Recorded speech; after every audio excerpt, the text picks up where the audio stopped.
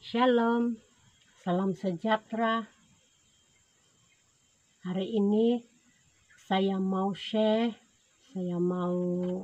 berbagi ayat firman Tuhan, di mana ayat firman Tuhan ini bagi saya sendiri sangat menguatkan, menegur, dan mendorong iman saya untuk tetap setia kepada Tuhan. Mari kita baca di dalam Ayub ayat 1 pasal 1 20 sehinggalah 22.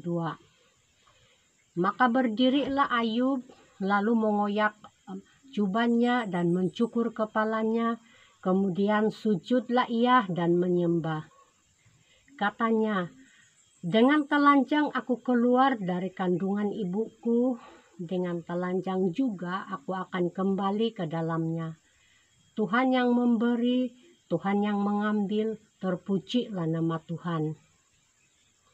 Dalam kesemuanya itu Ayub tidak berbuat dosa dan tidak menuduh Allah berbuat yang kurang patut. Walaupun nama Ayub tidak dicatat dalam daftar tokoh iman dalam kitab Ibrani, namun kita semua pasti setuju bahwa Ayub adalah seorang tokoh iman yang luar biasa.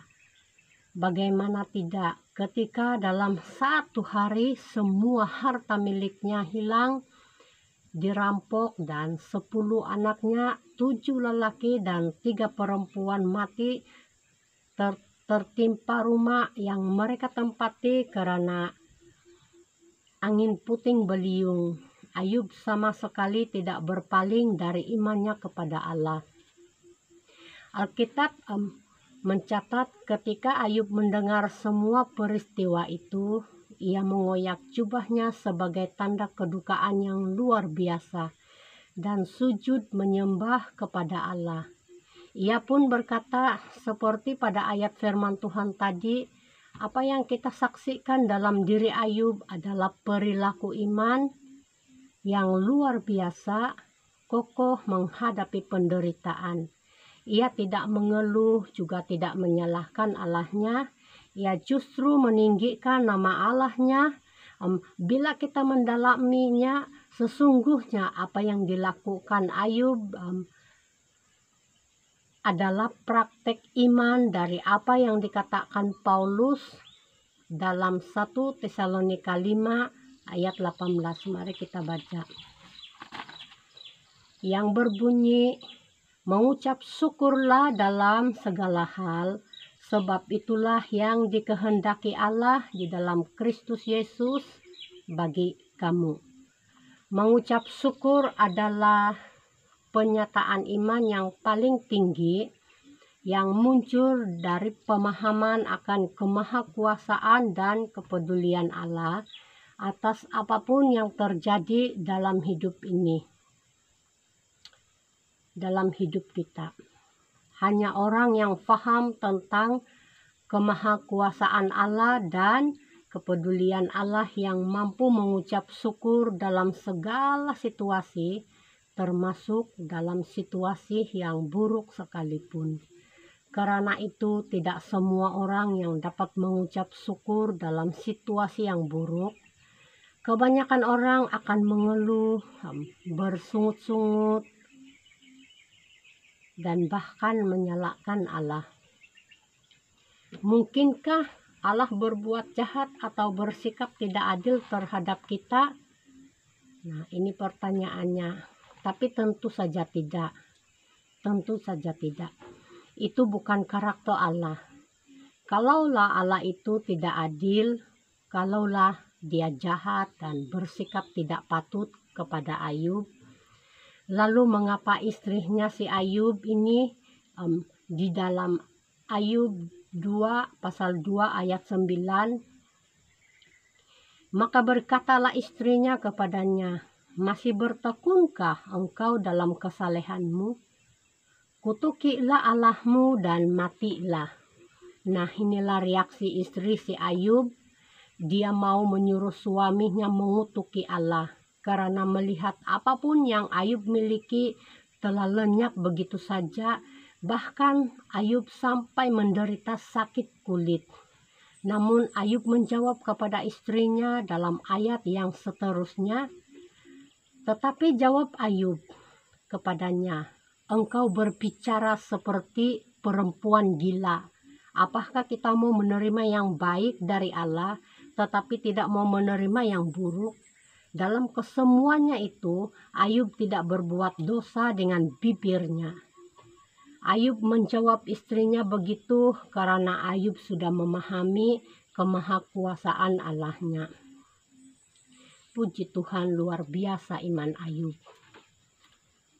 Dan kita boleh lihat di dalam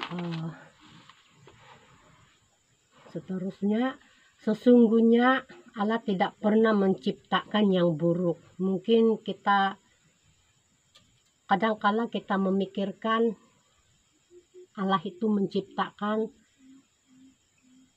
hal-hal yang buruk seperti mana dunia saat ini, di penyebaran virus corona di sana sini. Tentu kadang-kala mungkin ada yang berpikir apakah Allah itu menciptakan yang buruk juga.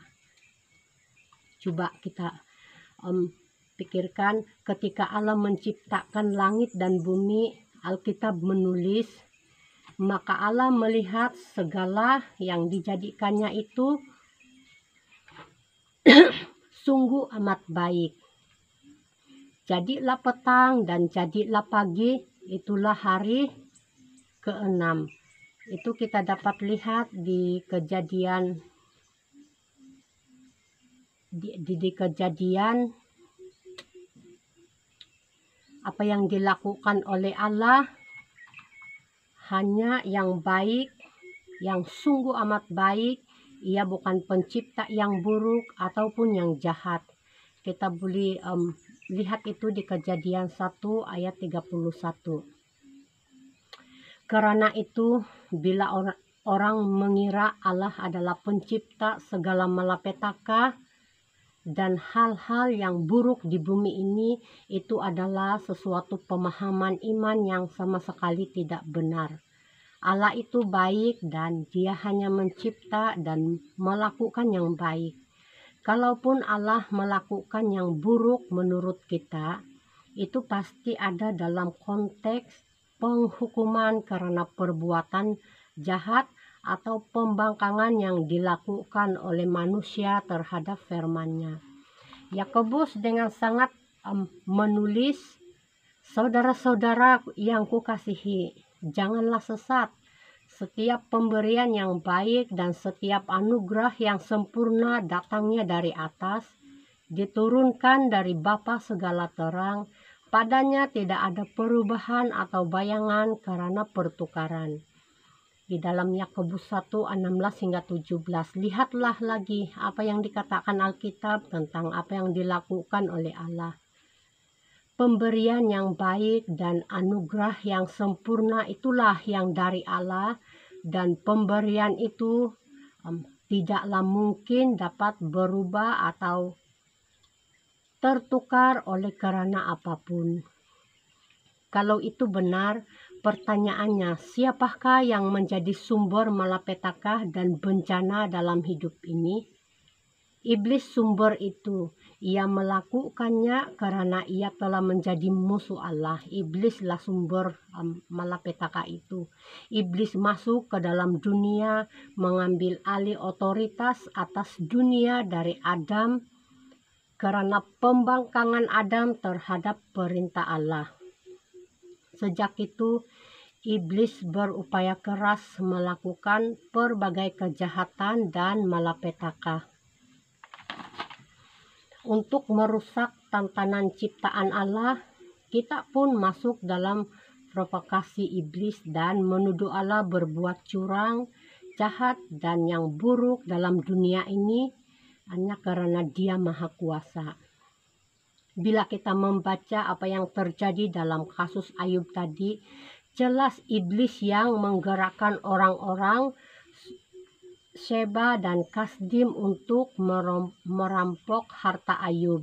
Iblis yang menurunkan api dari langit untuk membakar harta milik Ayub, dan iblis juga yang mendatangkan angin puting beliung merobohkan rumah tempat anak-anak.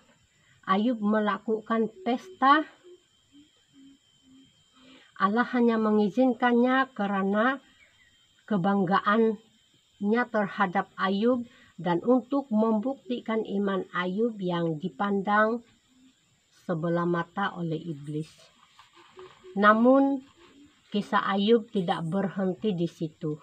Ketika Ayub menunjukkan imannya kepada Allah dan penderitaan hidup yang ia alami, Alkitab mencatat bahwa Allah memulihkan keadaan Ayub.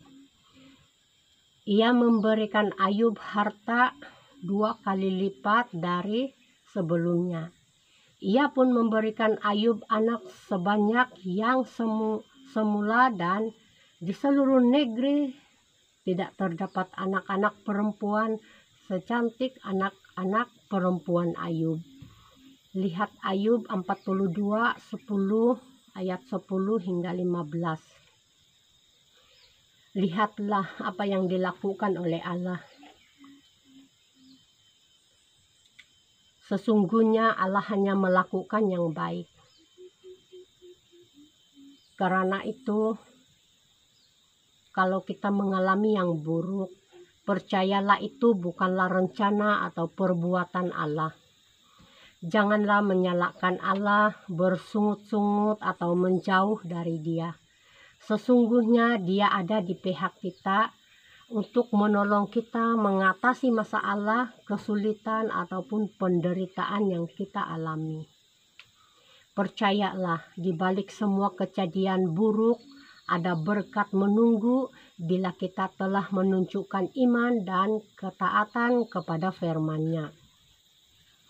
Itu saja yang saya dapat kongsikan atau share pada hari ini. Mungkin di dunia ini masing-masing kita akan menghadapi hidup yang berat. Bermacam-macam tantangan yang kita lalui, dan masing-masing kita akan melalui hidup yang berat, apapun jenis itu.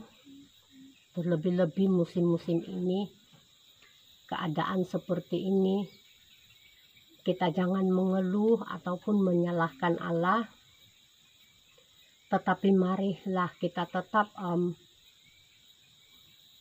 menunjukkan iman dan ketaatan kita kepada firman Allah. Kita terus percaya kepada Tuhan bahwa Dia sentiasa menyertai kita dan menolong kita di dalam kelemahan kita. Semoga firman Tuhan hari ini sedikit yang saya dapat kongsikan bagi saya sendiri sudah sangat menegur, memberkati, mendorong saya, dan pengharapan yang sama juga terjadi atas kita semua. Selamat beraktivitas. God bless you.